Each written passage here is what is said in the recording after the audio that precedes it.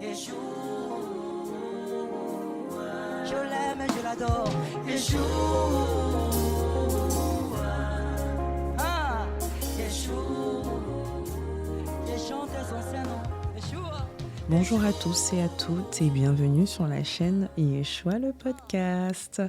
J'espère que vous allez bien.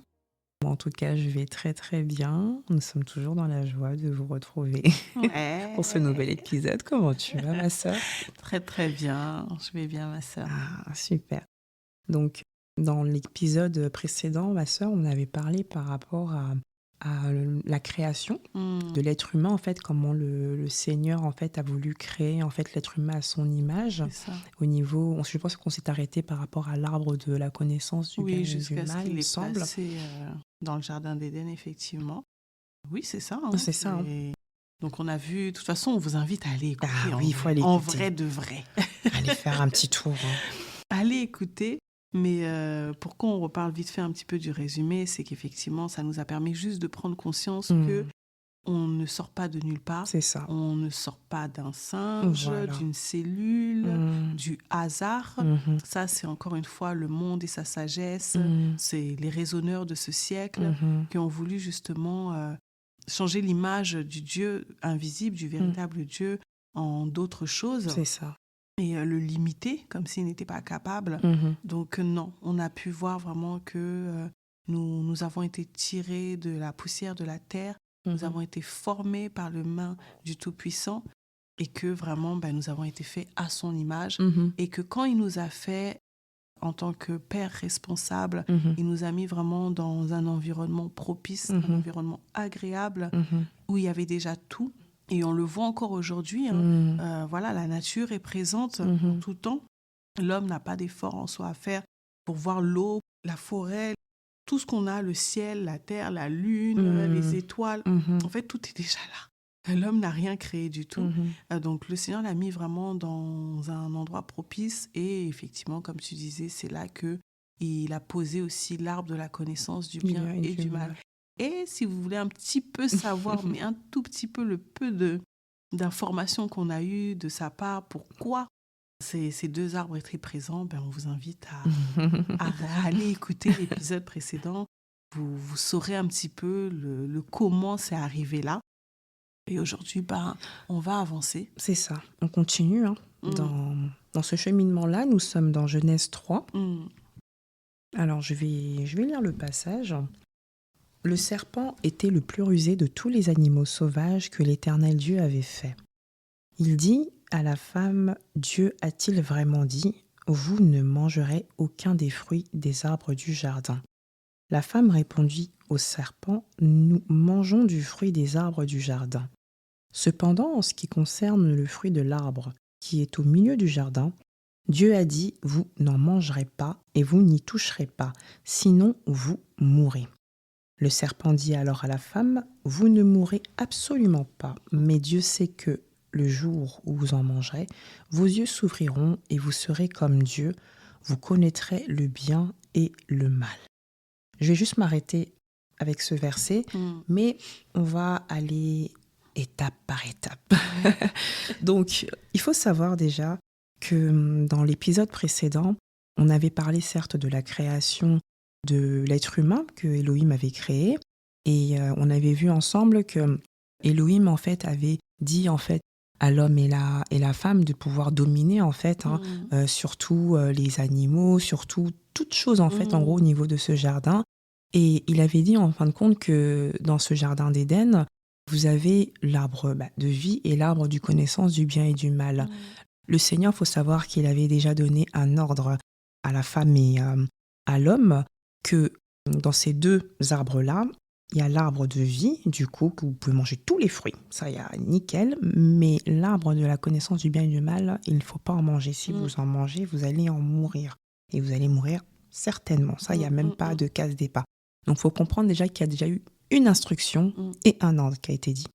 Donc, quand on prend justement le passage de Genèse 3, nous comprenons par là qu'il y a vraiment une rencontre entre Satan, le serpent, et Ève. Ma sœur, tu l'avais expliqué dans le précédent épisode, en fait, qu'il y a eu la chute de Satan. Il a été, précipité. Je l'avais si bien expliqué, donc je vous invite aussi d'aller voir l'épisode pour pouvoir mieux comprendre. Nous sommes dans Genèse 3 et là, nous passons vraiment à cette rencontre entre le serpent et la femme. Le serpent, comme on a dit, c'était le plus rusé de tous les animaux sauvages que l'Éternel Dieu avait fait. Et il dit à la femme, Dieu a-t-il vraiment dit ? Vous ne mangerez aucun des fruits des arbres. Donc déjà, il faut savoir qu'il est malin, il est rusé.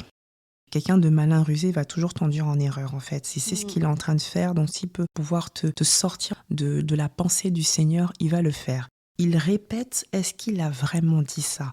Or, Ève sait pertinemment qu'est-ce que Dieu l'a dit. Parce qu'ils ont cette relation, ils ont cette proximité, en fait, qu'ils avaient. Ils étaient comme des dieux, donc en fait, il n'y avait pas de secret. Il n'y avait rien à cacher. Ils étaient vraiment liés, en fait. Adam, Ève et le Créateur. Et en fait, il a dit, Dieu a-t-il vraiment dit ? La femme, elle répond, nous mangeons du fruit. Donc, elle rappelle, en fait, au serpent que nous mangeons du fruit des arbres. Donc nous, moi et mon époux, nous mangeons du fruit des arbres du jardin. Cependant, en ce qui concerne le fruit de l'arbre qui est au milieu du jardin, Dieu a dit, vous n'en mangerez pas et vous ne toucherez pas, sinon vous mourrez. Donc, je m'arrête à là. Déjà, il faut savoir que Ève, elle a compris la leçon. Ève, elle a compris l'ordre que Elohim lui a donné. Il lui a dit une instruction, elle a compris l'instruction. Le serpent lui a dit autre chose. Il lui rappelle, est-ce que vraiment il a sorti cette phrase ? Le doute commence à rentrer dans l'esprit de Ève. Parce que lui, en fait, il est tellement malin qu'il essaye de te déstabiliser. Dans la vie, il faut savoir une chose, quand Dieu nous dit quelque chose, en fait, quand il nous parle déjà dans les coulisses, il est clair, net et précis. Il ne revient pas sur sa parole.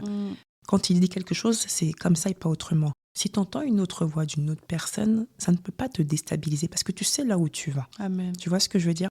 Nous sommes vraiment, pour revenir vraiment dans le contexte avec Ève, elle dit, comme quoi que Dieu nous a dit clairement qu'on ne doit pas manger de cet arbre-là, du connaissance du bien et du mal, on ne doit pas y toucher. Et le serpent dit alors à la femme, vous ne mourrez absolument pas. Donc là, grand mensonge total. T'es qui pour dire Déjà, toi, tu arrives tranquille, à l'aise. Déjà, tu modifies tout. Là, tu déroutes tout. Pourtant, Ève, elle avait dit clairement que je ne dois pas manger ça parce que j'ai reçu une instruction de mon vis-à-vis, de mon semblable, parce qu'ils étaient pareils avec Elohim. Et elle a dit, vous ne mourrez absolument pas, mais Dieu sait que... Donc déjà, en plus, tu oses dire, Dieu sait que... Mais quel courage.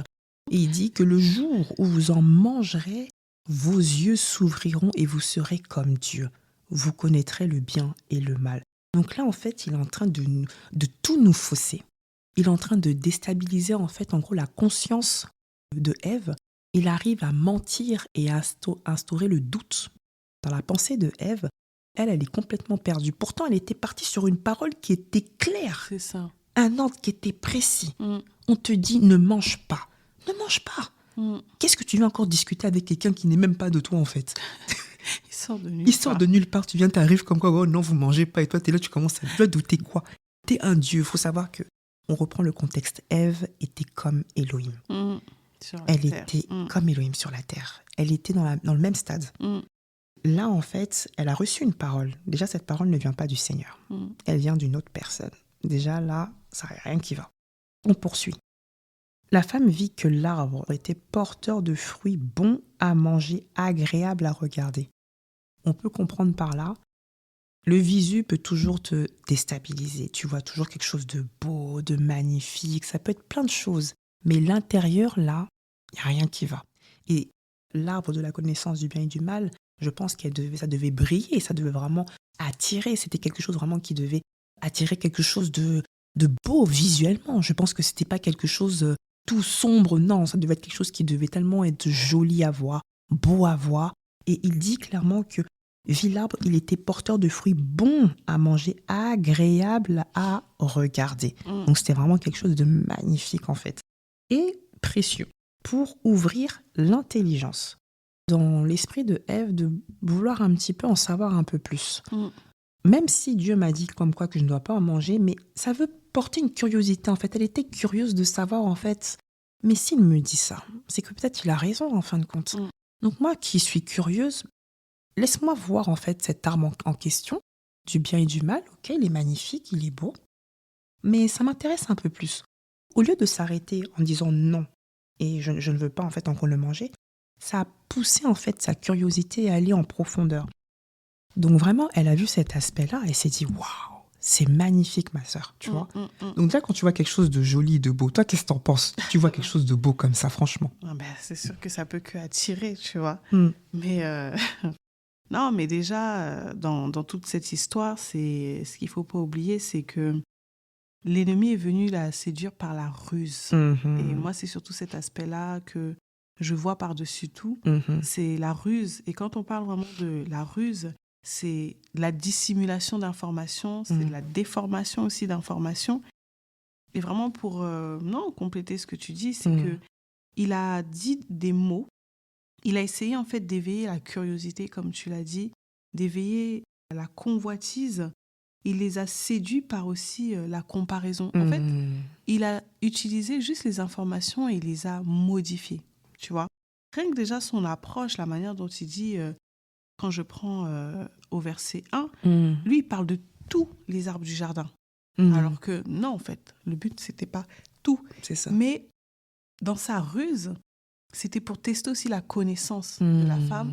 Et je dirais non seulement sa connaissance, mais qu'est-ce qu'elle avait retenu aussi des paroles du Seigneur. Et c'est pour ça que le Seigneur nous demande justement de s'attacher à ses paroles. Il est le pain de vie et nous devons être attentifs à ses paroles et à ses instructions. Et l'objectif d'Adam et Ève, c'était tout simplement d'être attentifs et de garder les instructions que le Seigneur avait données. Et l'ennemi, en fait, par la ruse, qu'est-ce qu'il est venu faire? Il est venu apporter, je dirais, un autre évangile, une autre information. C'est ça. Si on prend rapidement dans 2 Corinthiens 11, 3, Paul lui-même l'a dit, en fait, il a repris vraiment ce passage.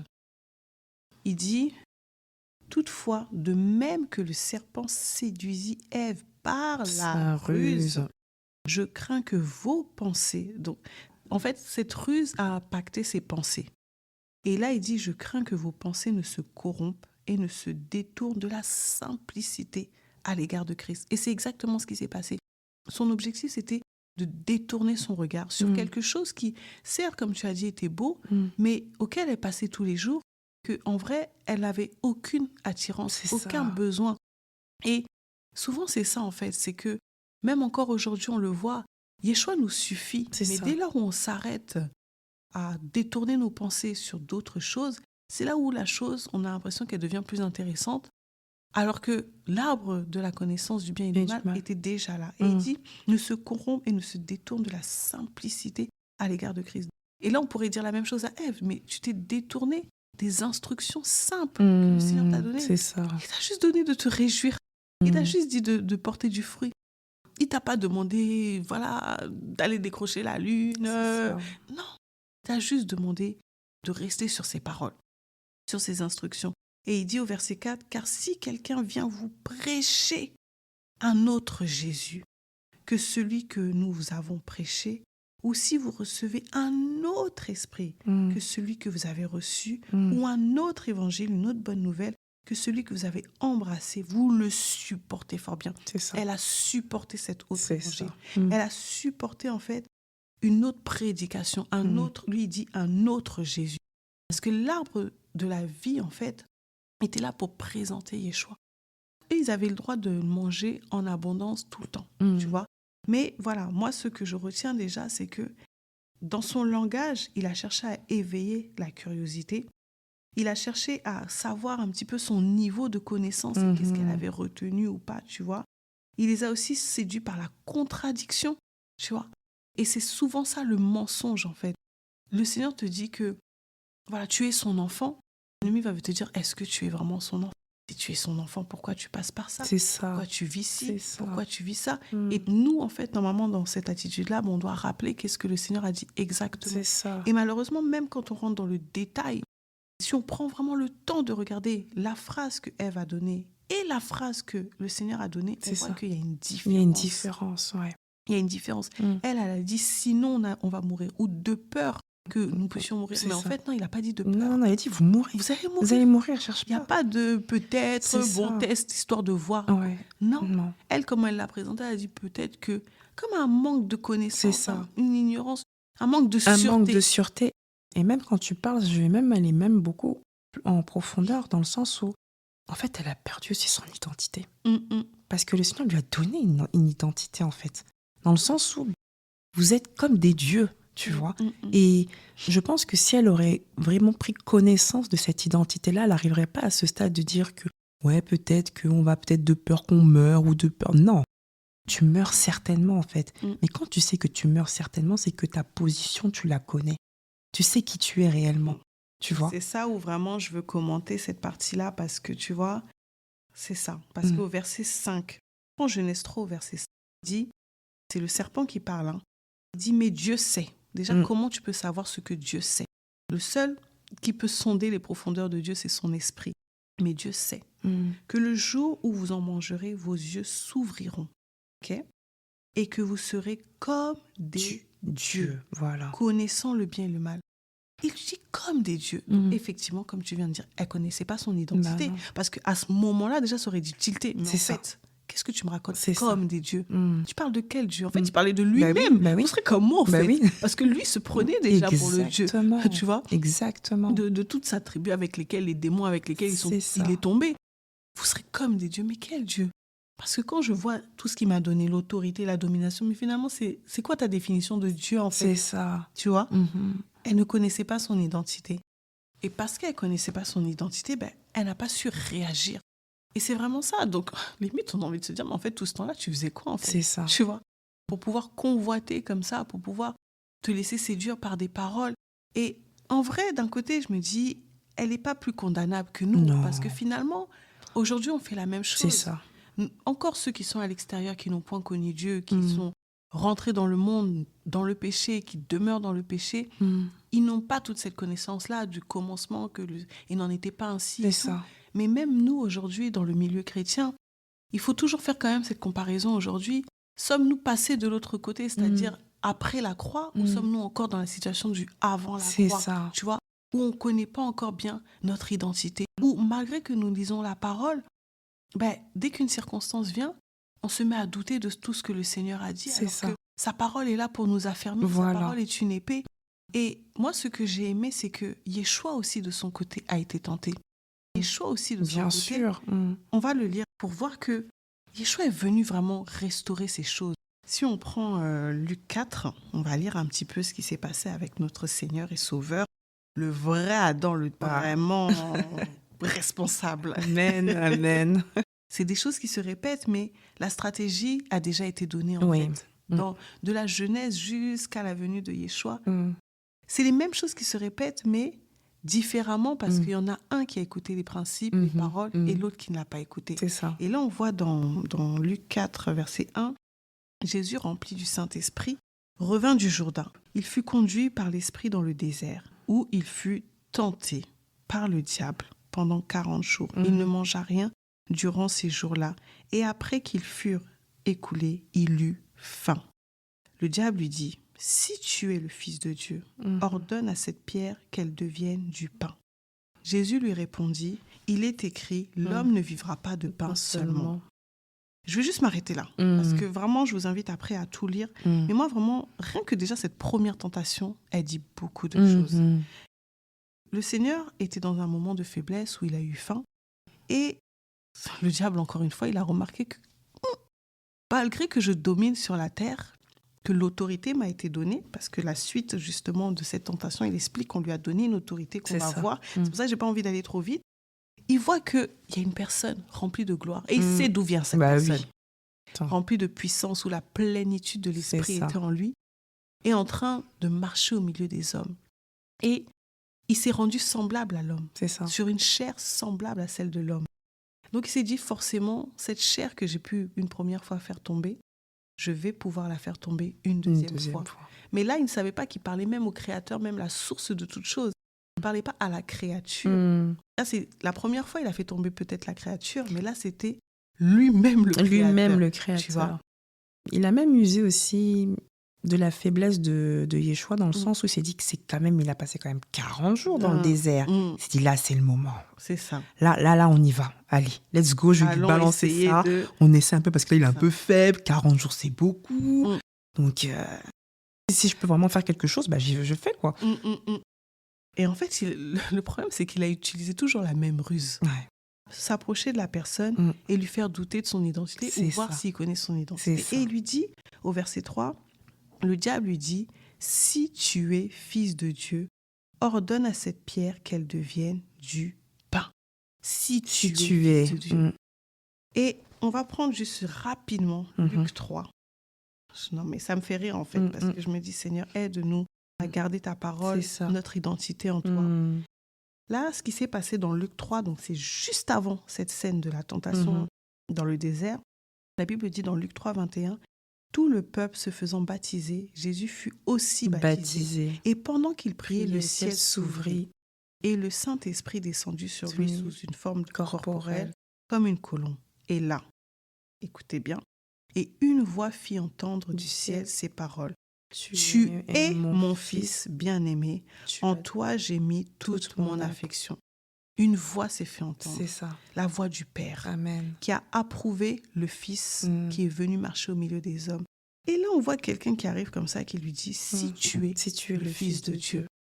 Moi, ce que j'aime, c'est la simplicité de Yeshua. Parce que nous, là, moi, j'ai dit, mais tu étais où pendant le baptême? C'est ça, en fait, voilà. Tu faisais quoi? C'est ça. De la même manière, il a vu quand il a créé, parce que le Seigneur l'a dit à haute voix, faisons l'homme à notre image, selon notre ressemblance. C'est ça. Donc, il savait ces choses-là. Et là aussi, si tu es fils de Dieu. Et en fait, c'est toujours ça, c'est une confrontation d'identité. Ouais. Est-ce que tu sais qui tu es? Voilà. Parce que lui-même, il n'a pas su exactement. Il a perdu son identité. C'est ça. Et son objectif, c'est de nous ramener avec lui voilà. dans cette identité pécheresse, ténébreuse. Et c'est ce qu'il fait encore aujourd'hui. Ça continue. Et toi, tu doutes. Et tu perds totalement, en fait, confiance déjà en toi et dans l'identité que le Seigneur t'a établie, en fait. C'est ça. Tu vois? Et c'est vraiment ça, en fait. Faut prendre conscience que non, si le Seigneur m'a établi, il ne peut pas me permettre, en fait, je ne peux pas me déstabiliser. C'est pour ça que tu l'as si bien dit, en fait, il faut garder la parole du Seigneur, en fait, dans nos cœurs. Si tu ne la gardes pas, en fait, tu peux complètement être perturbé et douter et sortir clairement, en fait, du plan du Seigneur. Non, mais c'est ça, totalement. Et c'est ça, si tu es fils de Dieu, mais je ne suis pas venue démontrer que c'est ça, en fait. De Dieu. Et pourquoi tu veux que je te démontre alors que ça a été démontré même à haute voix? C'est ça, c'est devant tout le monde. Et ouais, voilà. Tu vois? Et c'est là où il a rappelé, il nous a montré la technique, comment résister, lui rappeler la parole. Exactement. L'homme ne vivra pas de pain seulement, tu vois. Mais dans d'autres passages, on nous dit, l'homme ne vivra pas de pain seulement, mais de toute parole qui sort de la bouche de Dieu. Et ça, c'est dans Matthieu 4,4, où on nous parle encore de la tentation. Donc, tu vois, le Seigneur l'a rappelé les principes, lui a rappelé exactement ce qui est écrit dans la parole. Et effectivement, c'est un verset de Deutéronome 8,3. Il a rappelé les paroles. Et ça n'a pas été des paroles où, ouais, je vais te démontrer et tout. Bon, peut-être tu n'étais pas là, excuse-moi. Donc, je vais t'excuser que tu n'étais pas là pendant le baptême. Voilà, non. C'est l'homme ne vivra pas seulement de pain seulement, mais de toute parole qui sortira de la bouche de Dieu. Et quelle est la parole qui a été sortie de la bouche de Dieu? Tu es mon fils. Exactement. Bien-aimé. C'est ça. En qui j'ai mis toute mon affection. C'est ça. La parole est sortie de la bouche, ça me suffit. C'est ça. Je n'ai rien à te démontrer. Exactement. Et malheureusement, elle est tombée dans ce piège. C'est ça. Tu vois, cette comparaison. Et c'est toujours ça, en fait. Et c'est comme si j'ai l'impression aussi que la stratégie de l'ennemi, en fait, il utilise ce qui est déjà en toi. Exactement. Il utilise ce qui est déjà en toi, mais c'est juste, tu sais pas. C'est ça. Tu vois, il va voir que tu as une belle voix. C'est ça. Il va te dire, si tu chantes, moi, je vais faire de toi une grande star. C'est ça. En fait, tu as déjà la belle voix, tu as déjà le don. Mais malheureusement, beaucoup convoitent et rentrent dans le monde, le succès du monde et tout. C'est plein de choses comme ça. Parce qu'il leur représente, en fait, tu sais, le paraître. C'est la même manière de l'arbre de la connaissance du bien et du mal. Tu voyais toujours, voilà, ça brille. À un moment donné, tu passes tout le temps vers là-dedans, tu calculais même pas l'arbre de la connaissance du bien et du mal. Mais là, bizarrement, étrangement, tu t'arrêtes. Oh, mais c'est pas mal, c'est joli, c'est beau. Ben Satan, il fait pareil en fait avec nous. C'est la même chose. Je me dis, mais il va plus loin. Il va même quand tu poursuis, si tu peux continuer le passage après le verset 4, Luc 4, 5 à 6. Le diable ayant élevé lui montra en un instant tous les royaumes de la terre et lui dit, Je te donnerai toute cette puissance et la gloire de ces royaumes, car elle m'a été donnée et je la donne à qui je veux. Quel courage. Si donc tu te prosternes devant moi, elle sera toute à toi. C'est ça. Vas-y, tu continues. Jésus lui répondit, il est écrit, tu adoreras le Seigneur ton Dieu et tu le serviras lui seul. Donc là, c'est encore plus puissant. Donc là, il lui demande carrément de l'adorer lui. Donc il l'amène dans les hauteurs pour te dire qu'en gros, si tu t'agenouilles devant... Donc en fait, tu auras tous les royaumes, en fait, en gros. Il lui montrera tous les royaumes de la terre. Il a dit que je te donnerai. Toi, t'es un serpent. Tu vas donner quoi à qui? Celui qui te donne tout. Là, tu parles du Créateur, comme tu parles de Yeshua, Mashiach. Tu es en train de lui poser la question que je veux... En gros, là, je te donne tout. Tout est à toi, là. Mais attends. Non, moi, ça me... Waouh. Quand même. Je vois, l'humilité précède la gloire. La gloire. Parce que lui-même, exactement. mais c'est moi qui a tout créé. C'est moi qui a tout créé. Qu'est-ce que tu me racontes? En fait, qu'est-ce que tu me racontes, en fait? Là, En fait, c'est ça. En gros, qu'est-ce que tu me racontes? Et elle, c'est la même chose, en fait. Elle dit que vous serez comme des dieux. Mais je suis déjà Dieu, en fait. Qu'est-ce que tu me dis? Adonai, tu vois un petit peu? Aide-nous, Seigneur. Aide-nous, parce qu'en fait, tu sais qui tu es, en fait. Tu vois ce que je veux dire? À partir du moment où tu connais ta position, tu connais l'identité que Dieu t'a donnée, t'a établie, tu ne peux pas être perturbé, en fait, par les dires de l'ennemi. Et je pense qu'on est facilement... Parce qu'on ne peut pas condamner Ève, hein, parce que j'en suis sûre que c'était nous, on aurait encore tombé, on aurait tombé vraiment la tête la première, mais tout ça pour expliquer qu'elle n'est pas condamnable. Je ne peux pas condamner Ève, parce que encore au jour d'aujourd'hui, nous avons certains comportements que on agit de la même manière que Ève, en fait. Et on n'est pas mieux qu'elle ou moins qu'elle. On est vraiment dans une situation où on peut aussi être confronté comme elle a été confrontée avec l'ennemi. Et il est tellement rusé que c'est subtil. C'est ça. Vous voyez? Donc, il faut vraiment veiller.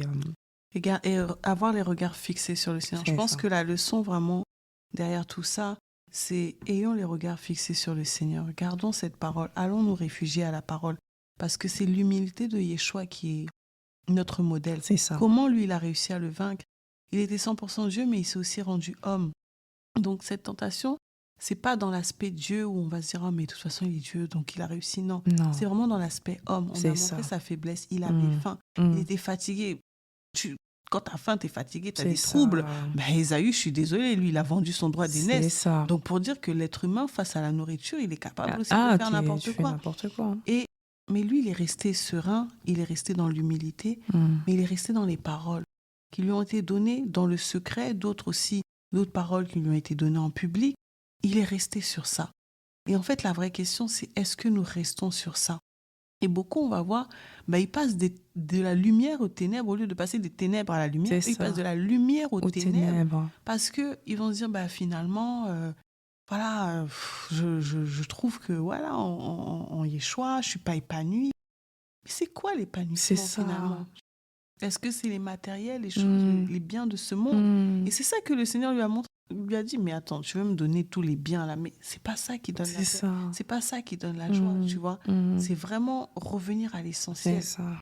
Et oui, Adam et Ève, ils ont perdu cet essentiel-là. Ils ont perdu cet essentiel-là parce qu'ils avaient tout, en fait. Et si on reprend justement le passage et on revient dans la Genèse, donc dans Genèse 3, verset 6, la Bible nous dit « La femme vit que l'arbre était porteur de fruits bons à manger, agréables à regarder et précieux pour ouvrir l'intelligence.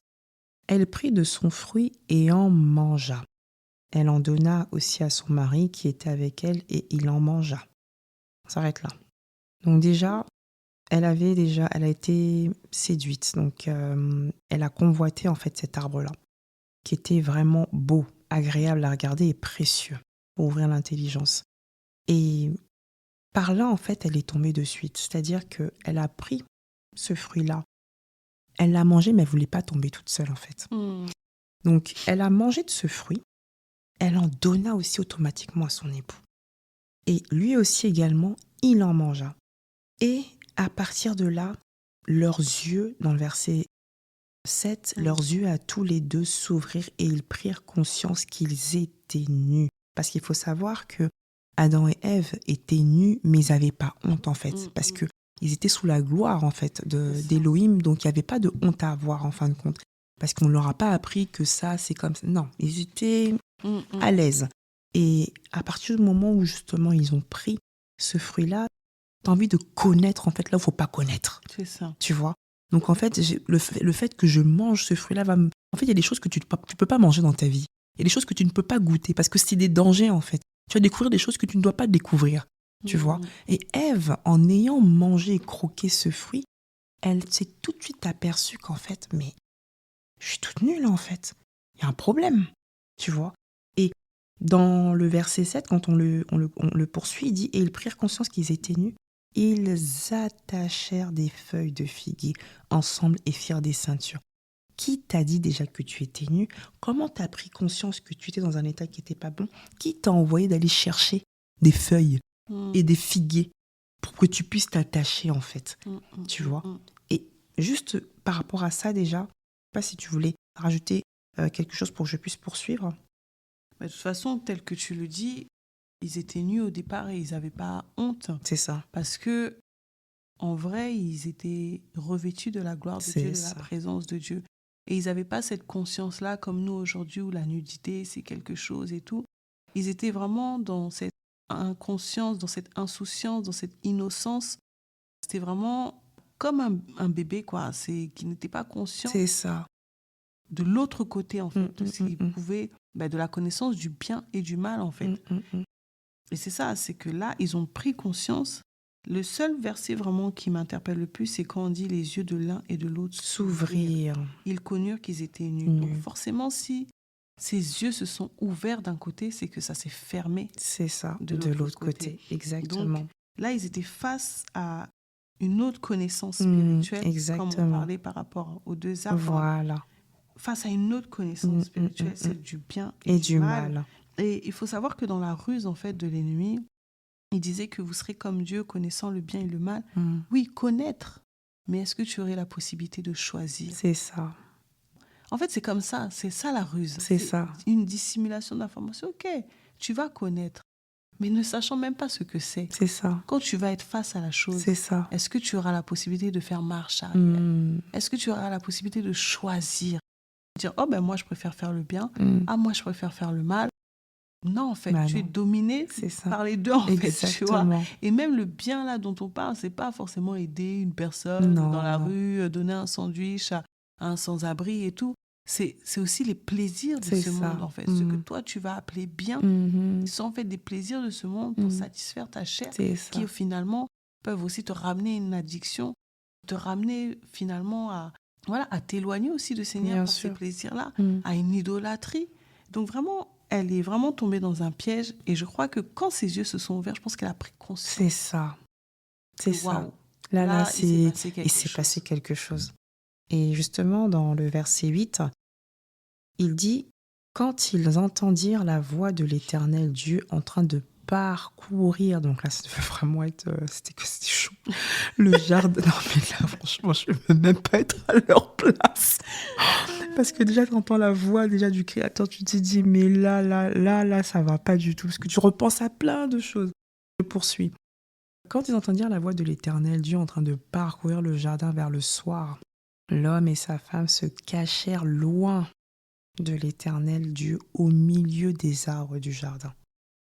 Cependant, l'Éternel Dieu appela l'homme et lui dit, « Où es-tu » Je m'arrête là. Déjà, ils entendirent la voix déjà de l'Éternel, déjà en train de parcourir déjà le chemin. Ils se disent, mais waouh, déjà là, c'est en gros purée, là, ça résonne, là, ça résonne. Donc, parce que si ils arrivaient à se cacher loin de l'Éternel, au milieu des arbres du jardin, et que l'Éternel les appelait en disant à l'homme, où es-tu? L'endroit où tu dois être d'habitude, je ne te retrouve pas. C'est ça. En fait, t'as perdu ma face. Maintenant, où es-tu? Et c'est ça, en fait. Même nous, chrétiens, où nous sommes? Où sommes-nous? Le Seigneur nous appelle, en fait. Mais où nous sommes? Et là, il lui dit, où es-tu? Il répondit, j'ai entendu. Donc, il est conscient, en fait, que le Créateur l'a appelé. J'ai entendu ta voix dans le jardin et j'ai eu peur. Déjà, comment tu prends conscience déjà que sa voix te fait peur? C'est plus une voix qui, quand tu échangeais avec lui, c'était une voix mielleuse. Tu arrivais à reconnaître la voix de ton Créateur, c'était ton vis-à-vis, c'était ton semblable, tu étais comme lui. Et là, tu prends peur. Comment la voix d'Élohim peut te faire peur? Puisque tu avais cette proximité avec lui. Si cette voix commence à te faire peur, c'est que tu es plus dans son camp. Tu es à côté. Parce que si tu es à côté, c'est forcément tu ne l'entends plus de la même manière. Parce que la manière, il parle toujours de la même manière. Hein. C'est ça. Pourquoi cette manière-là a changé? C'est que parce que tu es passé de l'autre côté et que tu as pris conscience en fait du danger dans lequel tu étais. La preuve en est, il a dit j'ai eu peur parce que j'étais nu, alors je me suis caché. Donc il a pris conscience que l'état dans lequel je suis, je ne veux pas que Elohim me voie de cette manière-là. Parce que je vais le faire honte en fait. Donc laisse-moi me cacher. Et l'Éternel Dieu dit, qui t'a révélé que tu étais nu? Tu te rends compte? Moi je ne t'ai rien dit. Je t'ai juste appelé. Et je t'ai dit, où es-tu? Et toi-même, tu donnes les informations, tu réponds toi-même. J'ai entendu ta voix. Je me suis caché. J'ai eu peur et j'étais nue, donc je me suis cachée. Et le Seigneur lui dit, qui c'est qui t'a révélé cela? Est-ce que tu as mangé du fruit de l'arbre dont je t'avais interdit de manger? On comprend aussi par là, comme on l'avait lu tout à l'heure, que Elohim, en fait, avait donné un ordre à Adam et Ève de ne pas manger parce qu'ils allaient mourir. Ouais. Ça a été clair. Non, mais non, c'est ça. De toute façon, là, déjà, on est après cette désobéissance. C'est ça. Là, c'est la désobéissance. Et là, on réalise vraiment les conséquences d'une désobéissance. Exactement. Les conséquences de se détourner de la parole du Seigneur. Et effectivement, ça, premièrement, les yeux se sont ouverts sur autre chose. C'est ça. Parce qu'on ne peut pas être à la fois dans la lumière et dans les ténèbres. Non. Soit tu es dans la lumière et éclairé, donc tu ne vois plus le noir. Soit tu es dans les ténèbres, tu es dans l'obscurité et tu ne vois pas la lumière. C'est ça. Donc là, leurs yeux sont passés de l'autre côté. La peur est rentrée. Ils se sont cachés. Et non seulement ils se sont cachés, mais ils ont cherché à faire leur propre justice en se disant « Ok, là, je prends conscience qu'on est nus, mais on ne va pas rester comme ça. » Au lieu de crier directement « Seigneur, aide-nous, pardonne-nous » et tout, c'est directement on va aller chercher des feuilles. Donc, on va chercher notre propre justice et on ne comprend plus ce que Dieu... Voilà, en fait, qu'est-ce qu'il fait là? Ou j'ai entendu ta voix, mais voilà, tu vois, j'ai eu peur. Et moi, ça me touche quand même ça parce que ça se répète encore. Bien sûr, bien sûr. Le Seigneur n'est pas un père fouettard. Mais moi, ce que j'aime, c'est que le Seigneur savait déjà bien sûr qu'ils avaient chuté. Oui. Parce qu'il n'a pas envoyé son corps en exil, il a envoyé sa voix. C'est ça. Sa voix, comme tu l'as dit. Or, le Seigneur n'est pas limité d'une voix. C'est ça. Dieu est esprit, assis sur son trône, le pan de sa robe remplit le temple. Ésaïe a vu ça. Donc, s'il envoie juste sa voix, il voulait déjà s'approcher de l'homme. Il savait déjà que l'homme était dans un état de frayeur, dans un état de chute, de désobéissance. Et c'est justement par la désobéissance qu'on se sépare de lui. Donc, il y a eu quelque chose qui s'est passé. Il y a eu vraiment un brisement. Comme tu disais, je t'attends à un endroit, tu n'es pas là, t'es où, tu vois? Mais ce que j'aime, c'est que non, le Seigneur, on voit quand même l'amour du Seigneur, en fait. On voit vraiment son amour. Et même aujourd'hui, pour ceux qui nous écoutent, cette scène, elle se répète beaucoup. Des fois, on peut être là, on est zélé dans le Seigneur, on est zélé dans la foi. Voilà, on a vécu la nouvelle naissance, le baptême. On était beaucoup dans ces temps de prière, seuls à la maison, méditer et tout et tout. Et puis après, par des événements de la vie, par des épreuves, on commence à écouter un peu à gauche, à droite, on commence à être un peu séduit. Et des choses auxquelles on se disait, jamais je ferai ça, maintenant je suis en Christ, jamais je ferai ça. Et un jour, on se voit les faire. Parce qu'on a manqué de vigilance, parce qu'on a manqué de... Voilà, on n'a pas fait attention, tout simplement. On n'est pas resté ferme sur la parole du Seigneur, on n'est pas resté ferme dans nos décisions, et on est tombé. Et voilà l'attitude de l'homme, en fait, quand il tombe, c'est la peur s'installe. Tu vois Dieu autrement. Le même qui t'a béni, tu te dis, waouh, là, s'il arrive, c'est comme s'il se disait déjà, même là, on va se faire fouetter, en fait. Ça. Tu vois un peu l'image que le monde nous donne de Dieu. Exactement. Voilà dans quoi nous sommes nés, en fait. Dans cette image-là du après. C'est ça. On n'a pas connu celui qui s'est agenouillé, qui les a bénis, celui qui leur a donné des instructions, celui qui a tout donné autour d'eux, les délices et tout. On n'a pas connu ça. On est passé directement de l'autre côté. Et aujourd'hui encore, dès qu'on pêche, on se dit, le Seigneur va me frapper, le Seigneur va me rejeter, le Seigneur va... Non, en fait, le Seigneur s'approche de toi pour savoir qu'est-ce qui se passe tu vois. exactement. Et l'ennemi, lui, il se disait, j'ai gagné. Ouais, bah C'est oui. bon. J'ai gagné. Il a peur, il s'éloigne. Il n'a plus rien à faire là. C'est Si la ça. relation est brisée, C'est ça. Bah il oui, n'a plus rien à faire là. c'est ça. Tu vois. C'est ça. C'est vraiment ça. Justement, quand il lui a dit « Où es-tu ?» Donc en fait, en gros, l'endroit où il le retrouvait pas, en fait. Et on s'aperçoit de cette scène-là, on pense que ça doit être une scène vraiment compliquée pour Adam et Ève, même par rapport au Seigneur, on pense vraiment qu'il était vraiment furax, il était énervé et tout ça. Or, non. Il lui a dit « Qui t'a révélé que tu étais nu ? Est-ce que tu as mangé du fruit de l'arbre dont je t'avais interdit de manger ?» L'homme répondit « C'est la femme que tu as mise à mes côtés qui m'a donné de ce fruit et j'en ai mangé. » Donc en fait, tu comprends par là que même Adam vis-à-vis du Créateur, en fait, il y a une confrontation. Il y a même plus cette amitié-là, cet amour-là. Il commence maintenant à le voir comme, entre guillemets, l'adversaire. Il lui dit, c'est la femme, donc il accuse. Là, il devient accusateur. C'est ça. Comme l'ennemi, en fait. Là, il a revêtu sa Il nature. a revêtu sa nature. Il a dit, mais c'est la femme que tu as mise à mes côtés qui m'a donné de ce fruit et j'en ai mangé. Donc par ta faute, parce que tu m'as envoyé Ève et parce qu'elle a mangé de ce fruit, voilà dans quel état je me retrouve. Donc si tu m'aurais pas envoyé cette femme-là, au jour d'aujourd'hui, je serais encore avec toi en fait. Or, c'est pas ça. Ouais. Il faut assumer Chacun est responsable de ses actes qu'il a commis. Parce que je ne vais pas applaudir ce que Adam a fait, non. Je pars du principe que Elohim a parlé. Elohim t'a donné une instruction. Elohim t'a donné un ordre de ne pas manger. Et tu étais aussi responsable de ton épouse. Tu vois. Donc, dès que tu dis comme quoi que c'est la femme, donc tout de suite, il vient tout de suite à Elohim en lui disant, mais c'est la femme que tu as mise à mes côtés qui m'a donné de ce fruit, j'en ai mangé. Et l'Éternel, Dieu, dit à la femme, il s'occupe même plus d'Adam. Là, il va voir maintenant la femme pour lui dire, pourquoi, il lui parle clairement, pourquoi as-tu fait cela ? Et la femme a répondu, le serpent m'a trompée et j'en ai mangé. Donc, elle a pris conscience qu'en effet, je me suis fait berner, en fait. Et j'assume, parce que de toute façon, voilà, le mal est fait. Et elle dit clairement que le serpent m'a trompée et j'en ai mangé. Et maintenant, du coup, l'Éternel maintenant fait face maintenant à Satan en disant... Il ne pose même pas la question. Il lui dit, alors lui, c'est direct, puisque tu as fait cela, parce qu'il était conscient de ce qu'il avait fait, puisque tu as fait cela, tu seras maudit parmi tout le bétail et de tous les animaux sauvages.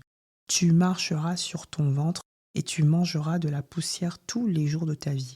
Quand on voit le serpent, comment il est en train de ramper là, c'est par rapport à l'acte qu'il a commis. Parce qu'on va se dire, mais pourquoi il était comme ça ? Tu voulais manger. Parce qu'il n'était pas comme ça, le serpent. Parce que nous, on va penser comme quoi qu'il rampait déjà. Non, il n'était pas comme ça. Juste pour votre information, le serpent n'était pas en train de ramper avant quand il échangeait avec Ève. Du tout. Il faisait partie du bétail. Et par l'acte qu'il a commis, par cette ruse-là, ça l'a amené à la conséquence qui a suivi. Donc, il marcha du coup sur son ventre et mangera de la poussière tous les jours de sa vie. Sachant que l'homme a été tiré d'où ? De la poussière. Donc, on est d'accord. Il va faire une poursuite exactement. De l'homme, de l'être humain. Voilà, de la poussière, tous les jours de sa vie. C'est ça, exactement. Et justement, pour reprendre vraiment ce passage, ça m'a touchée parce que on comprend par là que Elohim a une conversation du coup avec Adam. Adam remet la faute sur Elohim. Et Elohim ne gronde pas de suite Adam, mais il échange aussi également avec la femme qui reprend encore et qui dit que non, finalement, c'est l'ennemi. Donc, il a une confrontation en fait avec chacun d'entre eux, mais toujours dans l'amour et non dans l'agressivité. Il essaye toujours de comprendre qu'est-ce qui s'est passé, de trouver aussi une solution et de leur expliquer pourquoi vous avez commis cet acte-là en fin de compte. Et quand il a parlé justement au serpent, je l'ai pu revenir au passage dans Genèse 3, verset 16, après les conséquences de cette chute, Elohim, du coup, s'adresse à Ève et lui dit clairement ce qu'il en est par la suite. Il lui dit, verset 16, il dit à la femme, « J'augmenterai la souffrance de tes grossesses. C'est dans la douleur que tu mettras des enfants au monde. Tes désirs se porteront du coup vers ton mari, mais lui, il dominera sur toi. Il dit également à Adam, donc à l'homme, puisque tu as écouté ta femme et mangé du fruit au sujet duquel je t'avais donné cet ordre, tu n'en mangeras pas, le sol est maudit à cause de toi. C'est avec peine que tu en tireras ta nourriture tous les jours de ta vie. Donc, à travers ce passage, on comprend par là la chute de l'être humain, de l'homme, et on comprend maintenant pourquoi il y a eu cette séparation entre nous et Elohim. C'est ça. Cette relation a été brisée parce que nous étions un avec Elohim. On était dans la gloire, on était comme des dieux. En fait, on ne manquait de rien. On était dans une gloire magnifique, en fait. Et à travers une conversation avec le serpent et de cette séduction-là, on a tout perdu. C'est ça. On a tout perdu et au jour d'aujourd'hui, ça continue encore à se répéter, en fait. Dans notre relation avec le Seigneur, on était bien avec le Seigneur. À un moment, on perd ça parce que on veut écouter des choses qu'on ne peut pas écouter, on est distrait, on est déstabilisé, parce que l'ennemi nous ment, en fait, nous fait comprendre que parce que tu as péché, parce que tu as fait ceci, le Seigneur ne t'écoute pas. Or, le Seigneur, quand on l'a vu qui s'approchait de Adam et Ève, on voyait qu'il venait avec plein d'amour, en fait. C'est vrai qu'ils ont eu les conséquences par la suite, mais en aucun cas, le Seigneur, en fait, a dit à Adam et Ève, je ne vous adresserai plus jamais la parole, je n'échangerai plus jamais avec vous. Alors, ils ont été certes chassés du jardin d'Éden. On poursuit le passage. Pourquoi ? Parce que tout simplement, ils sont plus dans la gloire, en fait. C'est ça. Il y a vraiment eu cette séparation et ce brisement. Et on comprendra par les épisodes qui arriveront par la suite pourquoi, en fait, on parle de l'œuvre de la croix et du sacrifice que Yeshua a fait. Mais il fallait qu'on puisse vous expliquer, en fait, le commencement, le début. Pourquoi, en fait, il y a eu cette chute-là et d'où les conséquences, en fait, qui commencent à poursuivre. Les grossesses que les femmes sont en train de vivre, en fait, les douleurs, tout ça, ça provient pas du jour au lendemain, non, il y a eu une cause, en fait, il s'est passé quelque chose. Nous sommes, en fait, en quelque sorte, le résultat des conséquences d'Adam et Ève. Donc, voilà un petit peu. C'est ça, c'est totalement ça. Donc voilà, par rapport à cet épisode-là, je pense qu'on va s'arrêter là. On va poursuivre dans un prochain épisode. En tout cas, que le Seigneur soit vraiment béni. Amen. Donc voilà, nous allons clôturer en tout cas cet épisode. Et puis on se retrouvera pour un prochain épisode. En tout cas, on vous dit à bientôt. À bientôt, que le Seigneur vous bénisse. Je l'aime, je l'aime, je l'aime, je l'aime.